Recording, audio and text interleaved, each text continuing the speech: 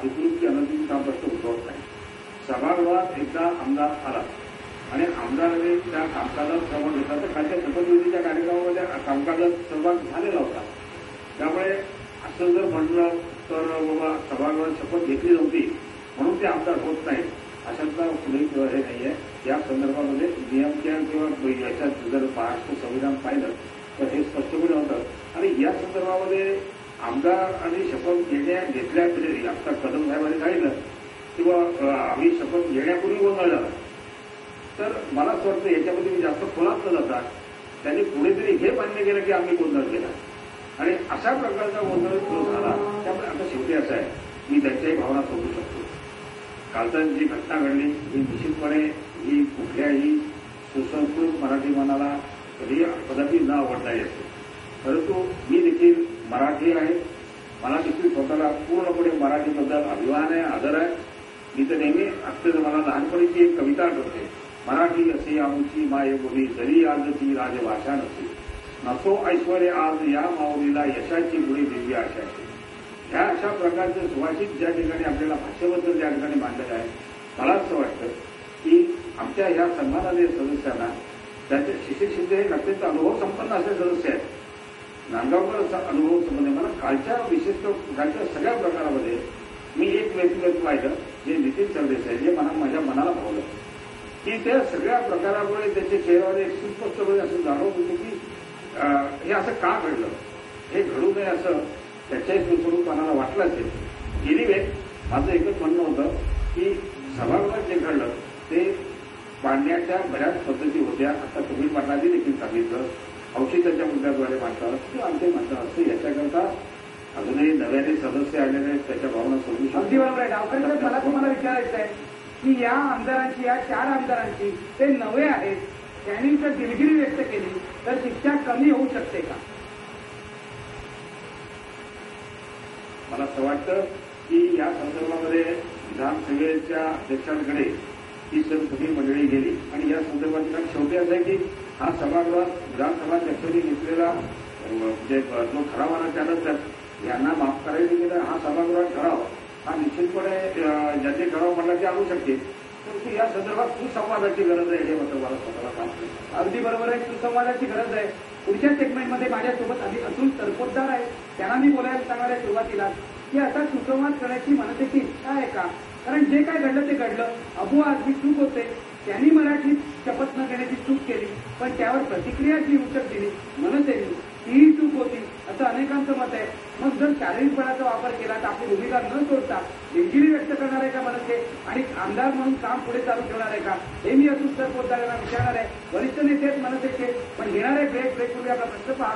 मनसे आमदारांनी दिलेली शिक्षा कमी करावी का? बघा पडद्यावर 95% लोक म्हणतात होय आमदारांना दिलेली शिक्षा कमी करावी. यावर चर्चा पुढे चालू ठेवणार आहे ब्रेक नंतर.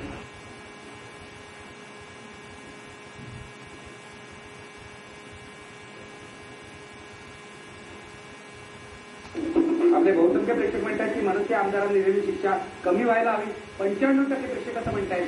पण यासाठी ते पाऊल सुसंवादाचं उचलायला हवं. ते उचलायची मनसे आमदारांची तयारी आहे का? मी जातोय मनसेचे वरिष्ठ नेते सरचिटणीस अतुल तरपोतदार यांच्याकडे. अतुलजी मला सांगा आता हे संघर्ष झाला काल भरपूर तुम्हाला प्रसिद्धी मिळाली. एक मराठीचा मुद्दा तुमच्या दृष्टीने पुढे गेला. आता पुन्हा एकदा विधानसभेचं कामकाज सुरू करून तुमचे आमदार कामाला लागावेत म्हणून तुम्ही काही तडजोड करायला तयार आहात का? काही दिलगिरी वगैरे व्यक्त करणार आहात का? पहिली गोष्ट म्हणजे तुम्ही प्रकरणामध्ये आम्हाला काल भरपूर प्रसिद्धी मिळाली. एक गोष्ट मी नक्की इथे सांगू इच्छितो की हे जे आम्ही सर्व केलंय हे खरं म्हणजे प्रसिद्धीसाठी अजिबात केलेलं नाहीये. आणि दुसरी गोष्ट तुम्ही जी दिलगिरी व्यक्त करण्याबद्दल जी म्हणताय सभागृहाचा कुठेही अपमान व्हायला हवा असं आमचं कधी आमच्या मनात नव्हतं. असं आमच्या हातून कधीही घडणार नाही. दुसरी गोष्ट ज्या माणसाबद्दल तुम्ही बोलता त्या अव्वा अध्यक्षने जर आमच्या जी सुरुवातीला म्हणजे सभागृह भरण्याच्या अगोदर 5-6 दिवसापासून त्यांनी हा प्रचार चालू केला होता की मी हिंदीतच शपथ घेईन हा प्रकार त्यांनी चालू केला होता. इतर भाषिक सुद्धा आमदार आहेत पण त्यांनी कधीही अशा प्रकारे वक्तव्य केलेलं नव्हतं. केवळ अशाही वक्तव्य करायची आणि स्वतःला प्रसिद्धी ओढवून घ्यायची. अतुल तरपोतदार काल तुमच्यावर आक्षेप असा घेतला गेलाय, आज बहुतेक अग्रलेखाचा मुद्दा आहे की तुम्ही अबू आझमींना विरोध केला, पण इतर ज्या भाषांमध्ये संस्कृतमध्ये शपथ घेतली, इंग्लिशमध्ये शपथ घेतली, त्याला तुम्ही विरोध केला नाही. हा दुटप्पीपणा नव्हे का, असा प्रश्न अनेकांनी विचारलाय. उत्तर द्या. नाही, अजिबात दुटप्पीपणा नाही. जेव्हा इंग्लिशमध्ये शपथ घ्यायला सुरुवात केली होती बाबा सुप्रीम सुद्धा, तेव्हा सुद्धा आमचे आमदार त्यांना रोखण्यासाठी गेले होते, पण त्यांनी अतिशय घाईघाईत आणि ते दुसऱ्या टोकाला असल्यामुळे आमचे आमदार तिथे पटकन पोहोचू शकले नाहीत आणि त्याच्यामुळे त्यांनी घाईघाईतली शपथ म्हणून मोकळे झाले. मगाच्या विषयी मला तुम्हाला आणखीन एक गोष्ट सांगायची आहे. जी व्यक्ती, जो आमदार सभागृहात आमच्या आमदारांना तुम्ही काल म्हणत होता चप्पल नाही सँडल दाखवण्याचा त्यांनी प्रयत्न केला, हे सर्व करत असताना आमच्या आमदारांनी फक्त त्याच्याकडे हात जोडून त्याच्यासमोर उभं राहायचं का, हा प्रश्न मला तुम्हाला सुद्धा विचारायचा आहे. नाही, मला प्रश्न या कार्यक्रमात प्रश्न मी विचारू शकतो का, मी ऐकर आहे, पण मी तुम्हाला याचं उत्तर देतो. तुम्ही कालपासून म्हणताय की तुम्हाला त्यांनी चप्पल दाखवली. पहिली वस्तू ती चप्पल त्यांनी घातली नव्हती, सँडल घातला होता. मला राम कदम तुम्हाला ऐकून घे, वाटेवर वाटतं, मी आता याच्यात करत नाही, पण जेव्हा क्रिमिनल ऑफिस होतो ऐकून घ्या ना, मी स्वतः ऐकून घ्या ना. सगळ्या लोकांना बाबा सिद्दीकीला मी स्वतः विरोध केला, तो घाबरून कधी तिथून पळाला, घाबरून पळाला. हे तुम्ही आज बोलताय, ऐका ना, मी काय विचारतो ऐका, काल त्यांनी चप्पल, आपण असं धरू की त्यांनी चप्पल सँडल जे काय ते दाखवायचा प्रयत्न केला. हो, त्यांनी पायात चप्पल घातली नव्हती. तेव्हा क्रिमिनल केसमध्ये चप्पल हा मुद्दा टिकणारा नाही. तुमचे सगळे पुरावे नीट पाहिजे. त्याला आपण मराठी भाषेत जोडा म्हणा, जोडा होता तो जोडा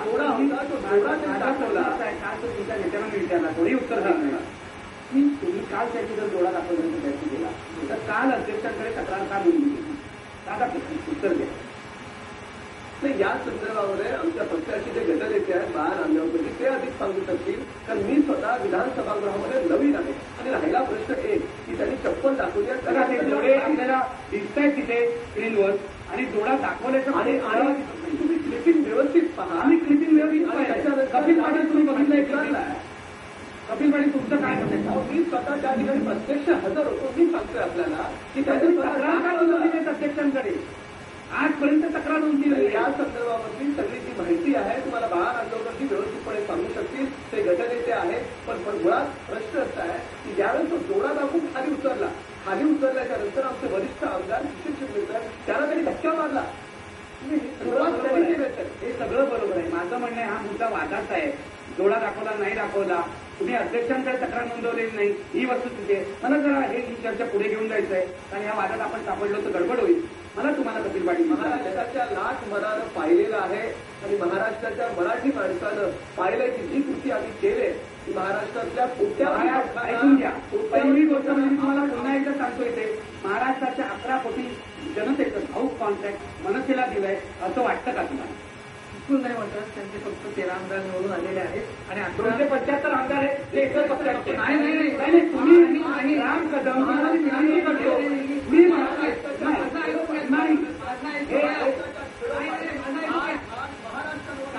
बद्दल एक वेगळा आदर निर्माण झाला. आदरणीय राजसाहेब मीच काय दोन पिढ्या आदरणीय राजसाहेब ठाकरेंचं नेतृत्व मान्य केलं गेले.